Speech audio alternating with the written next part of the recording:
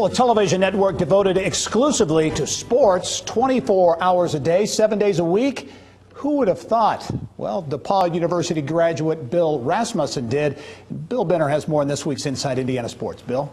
Gary, thanks. And yes, that thought did occur to Rasmussen back in 1978, and it evolved into the reality of ESPN, a giant that's been labeled the most successful media venture of all time. But in these days of rising rights fees, coupled with a cable-cutting culture, what's next for ESPN? Well, Rasmussen has been on campus at DePaul this week discussing the network and hoped to join us. But here in his place, we're delighted to welcome Ken Owen, the longtime DePaul communications guru and now special advisor to the president. And Ken, welcome to the show. And it's too bad that Bill couldn't make it. Yeah, my apologies to you and your viewers. I literally set up Bill to have a week at DePaul in residence, and I gassed him. I mean, he literally just got up today and said, Ken, I can't do it. And so he sends his regrets, but he's had a great week at DePaul and has really enlightened our students in so many ways. Well, and again, what knowledge that this man has, and what have you've been ready to decide? Yeah, what have this far away. What have some of his messages to the DePaul faculty and students been? Well, number one, I think there's still great power in ideas. I think, you know, we're so late in our culture. We think that, you know, the ground's been plowed and there's nothing left there. But, you know, the pace of change continues to accelerate.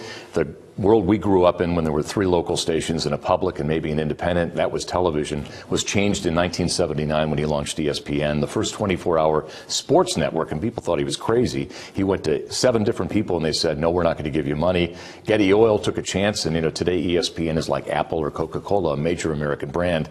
But with the internet and streaming, and obviously the sports world, I made the point in our lecture, because I'd looked it up, that ESPN pays for 3 major league games what Jerry Reinsdorf paid for the Chicago White Sox and Comiskey Park in 1981. So, you know, the cost of a major league franchise is essentially worth 9 hours of television rights these days. And so the world has changed rapidly, and I think ESPN, in Bill's eyes, is well positioned. Obviously, they're the monster out there.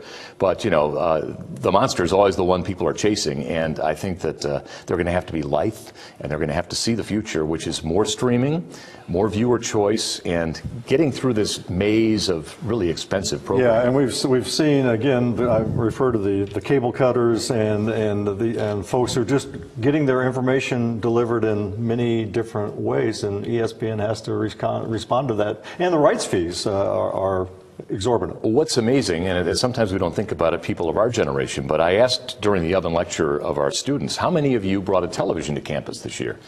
And 10 years ago, it would have been everybody. And this time, it was about 15%, 20%. And so the way people are getting information, the way they're choosing to watch information and or absorb information is changing by the day. And the trick for ESPN, because they are so powerful, and there's so much money at stake. Obviously, you sign a 5 or 6 year NFL deal, you know, you're betting on certain things happening. They're going to have to make some really wise decisions to stay in that power position. We've got about a minute left. How does Bill feel these days about his baby? Oh, you know, it's funny because people are starting to talk about, there was an article the other day that said that ESPN is the next Blockbuster. You know, that the world is changing so rapidly. Who would have thought that all those video stores would go away? But streaming came along and things change.